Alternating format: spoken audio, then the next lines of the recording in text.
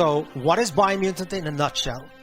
Biomutant is an open world post-apocalyptic kung fu fable. Basically, in terms of structure, it's like Zelda Breath of the Wild, I guess. But the feedback that we've been getting over the years, it's that it's kind of a strange, weird, good mix between Ratchet and Clank, Devil May Cry, Batman Arkham, yeah, and a couple of other influences. So it's truly an open world game, 8x8 kilometers, filled with a lot of weird events and fun things to find. I think the primary thing that we worked a lot with is the control that the player have over the character customization.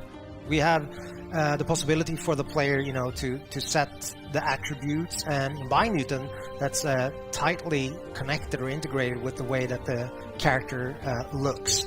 But the player is like completely free to morph their own breed, we call it a breed, but mammal, if you will. And eventually, people have a lot of assumptions on what kind of animal this is. But for me, and I guess the team, we have allowed the player to make what I call, more like a Muppet. And with character customization, it goes all the way down to crafting bits onto your clothes or hats or pants or whatnot. I guess the most important thing is the arsenal of the weapons. I mean, it's an action role-playing game, right? So we're focusing on the action parts of, the role-playing aspect. Each part that you can find for weapons and gear also comes with like a material, a quality aspect. So they can be more damaged or of a higher quality material.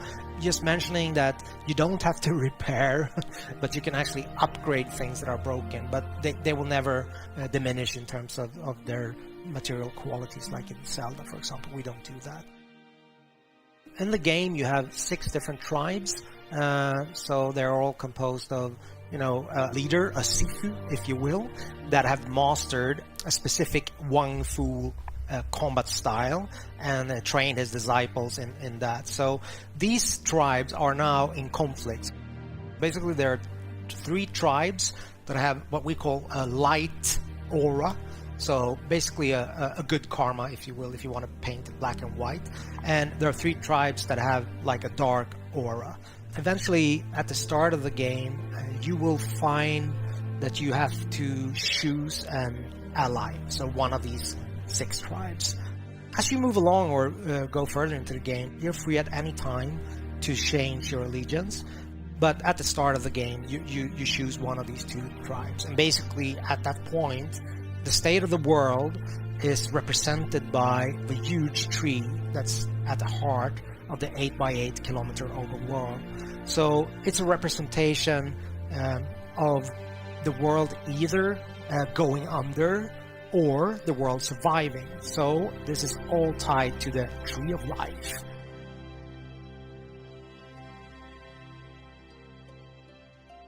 A light or a tribe, they want to save the world, so make sure that the tree survives, and also then uniting the other tribes. Whilst allying with dark or a tribe would mean the opposite.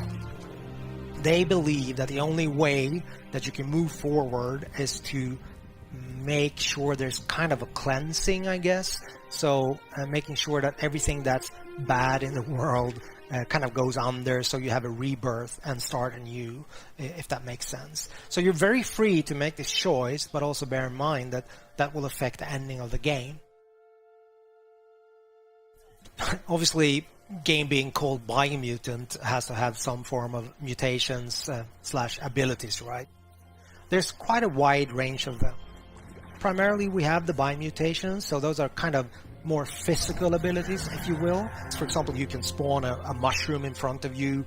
That has multiple uses, if I just use that one as an example, in terms of creative freedom for you as a player.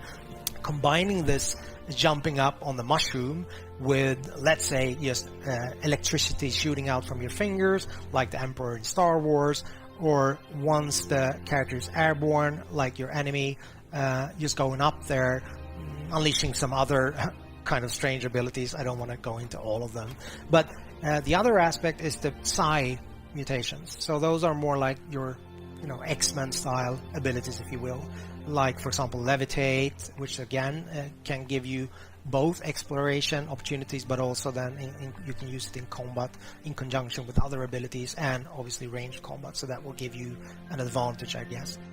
If you were wanting to keep on exploring the world because you're wondering what's going to be around the next corner, and I guess the hope that we have as a group, as a team, is that that's going to be the unifying factor in terms of people playing the game and giving us feedback, that it's notable that the game has a soul or a vibe that is a little bit unique and special.